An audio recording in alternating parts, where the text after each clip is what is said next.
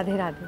आप सबका स्वागत है हमारे चैनल धुन ऑफ राधे कृष्ण में। आज हम मुंबई के सबसे पुराने और महान मंदिरों में से एक मंदिर श्री राम जी के मंदिर आए हैं। ये मंदिर की खासियत और बढ़ जाती है क्योंकि ये 400 साल पुराने हैं और इससे भी बड़ी आश्चर्य की बात है कि हमारे महादेव जी भी यहाँ विराजित हैं जो 900 से लेकर 1000 वर्ष पुराने हैं।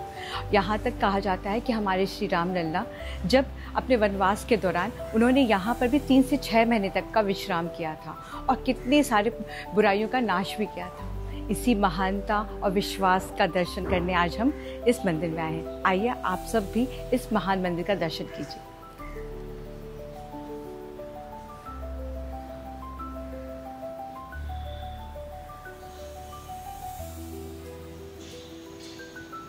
कहा जाता है यहाँ पर जो भी आते हैं उनका विश्वास और आस्था से जो भी मांगते हैं वो श्री राम जी पूरा करते हैं।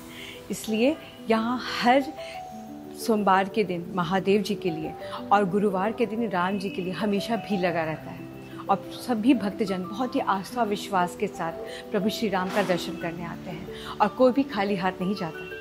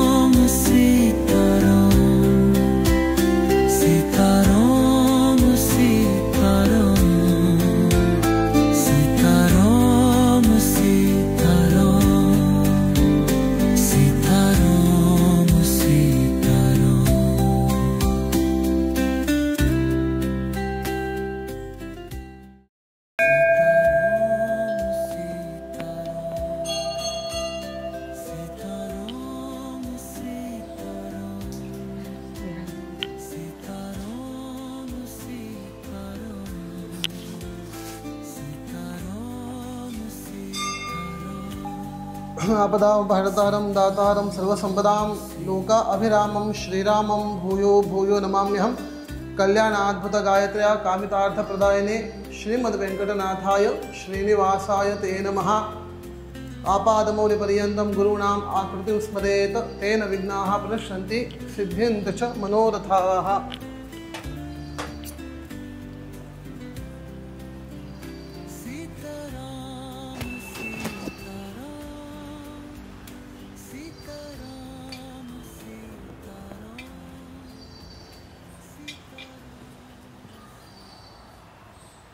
राधे राधे पंडित जी, आपका बहुत स्वागत है हमारे चैनल धुन ऑफ राधे कृष्ण में।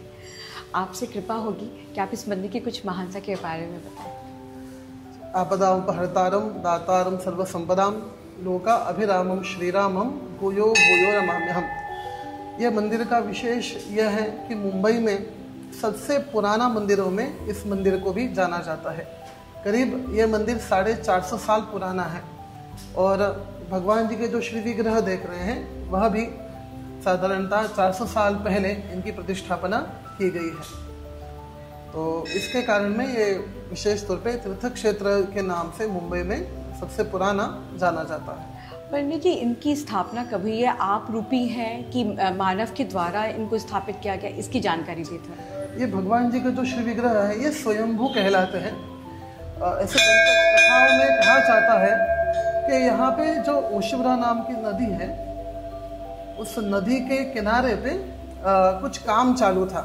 तो उस टाइम में जब नदी का पात्र साफ किया जा रहा था तभी ये भगवान जी के जो श्री विग्रह हैं वो उनको मिला है और तब छोटे लकड़े से काम करके उन्होंने मंदिर में भगवान जी की प्रतिष्ठापना गांव के लोगों ने की हुई थी।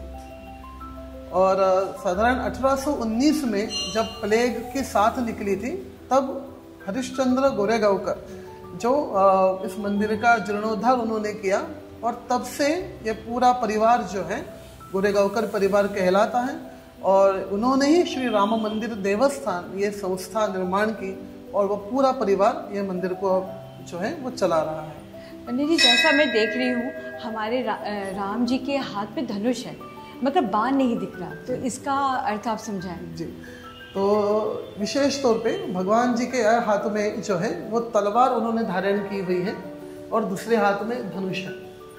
लक्ष्मण जी के भी यहाँ तलवार और धनुष दिखता है, और जब हम सीता जी के यहाँ देखते हैं तो एक हाथ में कमल पुष्प और दूसरे हाथ में अक्षय पात्र है, जो कि भगवान जी के जो दो पत्नियां हैं श्रीदेवी और भूदेवी, उनका प्रतीक कहलाता है।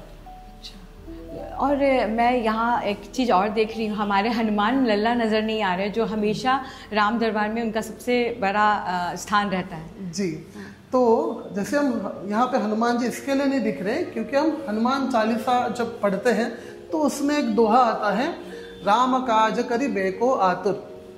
राम के काज के लिए आतुरता पूर्वक जो है बराबर राम जी के सामने भगवान जी हाथ जोड़ के खड़े हैं, जिसको दास मारुति इस नाम से जाना जाता है।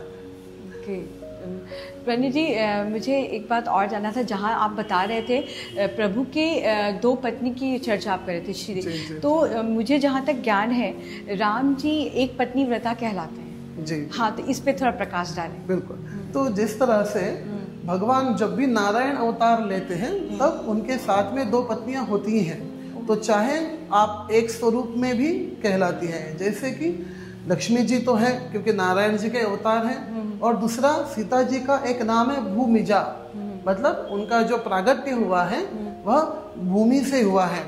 तो उसके कारण में वो हमें बताना चाह रही है कि मैं नारायण की पत्नी हूँ, तो जब भी भगवान नारायण अवतार लेंगे तब दोनों स्वरूप में मैं रहूँगी, तो चाहे श्रीदेवी के रूप में और भूदेवी के रूप में।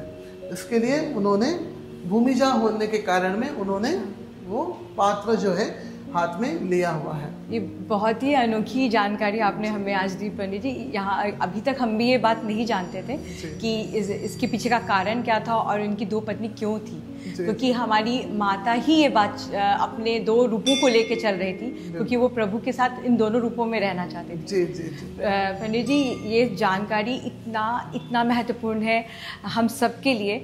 उम्मीद करती हूँ कि यहाँ पर जुड़े सभी लोग और आज के इस कलयुग में जितने भी बच्चे जवान इस मंदिर की महानता को आपके द्वारा समझें और इसका ज्ञान लें कि इस यहाँ पर जो रामलला की मूर्ति है उसका एक्चुअली आधार क्या है। जी जी। आपको बहुत बहुत आपका धन्यवाद हमें इतना महत्वपूर्ण जानकारी देने के लिए। जय श्री राम।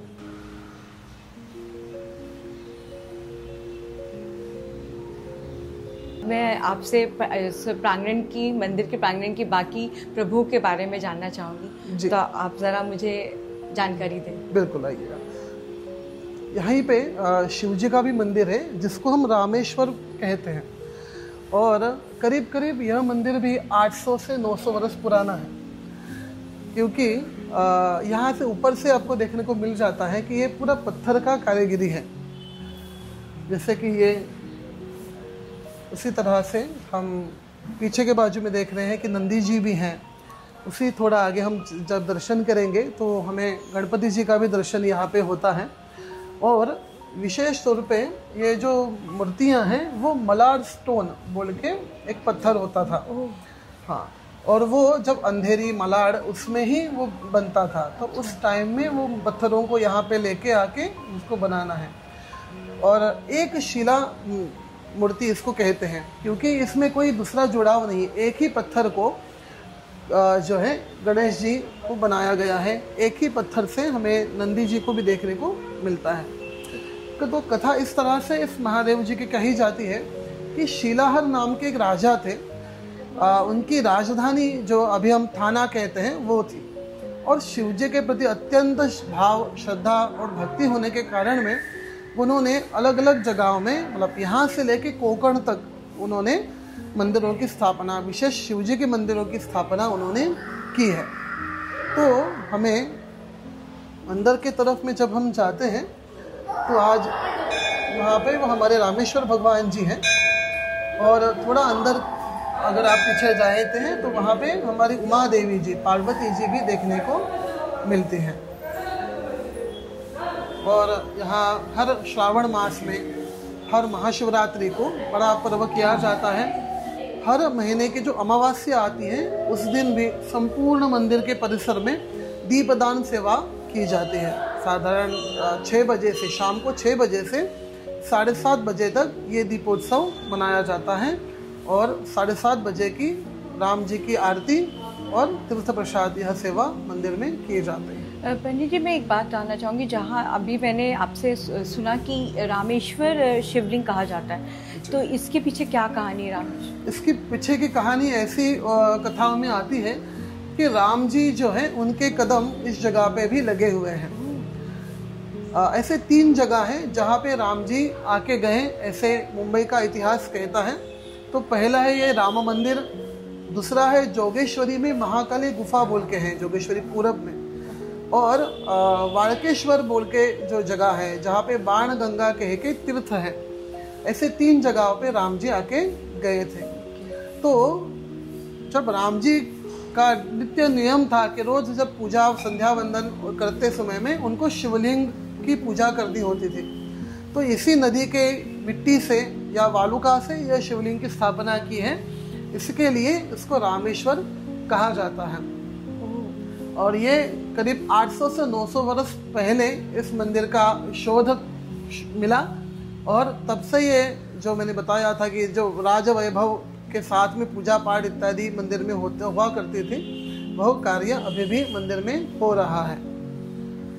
तब तो ये स्थान और भी पवित्र हो जाता है जब हमारे प्रभु श्री राम जी का पद चिन्ह यहाँ लग चुका है। बिल्कुल। तो साधारणतः 5 से 6 महीने तक राम प्रभु जी यहाँ पे रुके हैं और ऐसे कहते थे कि यहाँ के जो ऋषि मुनियों को तकलीफ दे रहे थे सब राक्षसगण, तब तो उन्होंने वहाँ का युद्ध इत्यादि करके उस जिस नदी के अंदर में उनके शरीरों को डाला था, उसी का बाद में नाम ओशिवरा हुआ है, जो शवकी नदी के नाम से जाना जाता है। यानी ओशिवारा, हाँ, जो हम बोल रहे होते हैं, तो वो एक्चुअली ओशिवरा से है। हाँ, जो नदी है उसी का नाम ओशिवरा है। अच्छा। और वहाँ पे इतने युद्ध हुआ, इतना खून बहा, इतने राक्षसों के रंड मूल इत्यादि सब गिर गए, तो उसके कारण में उसको ओशिवरा ऐसे कहते हैं।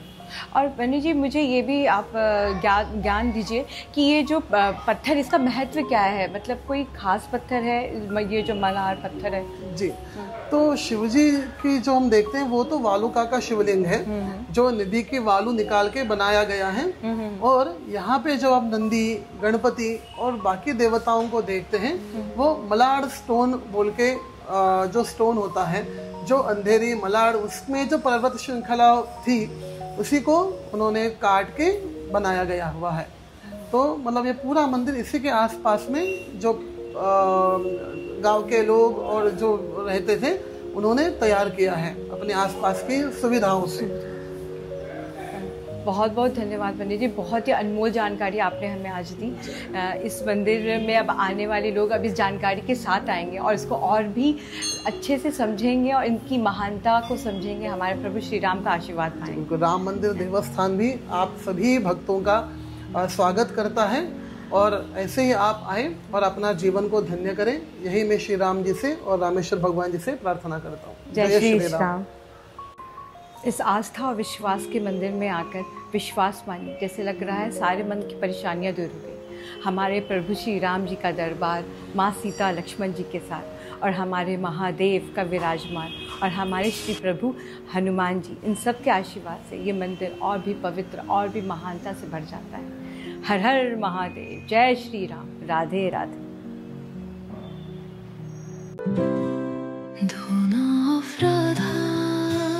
Krishna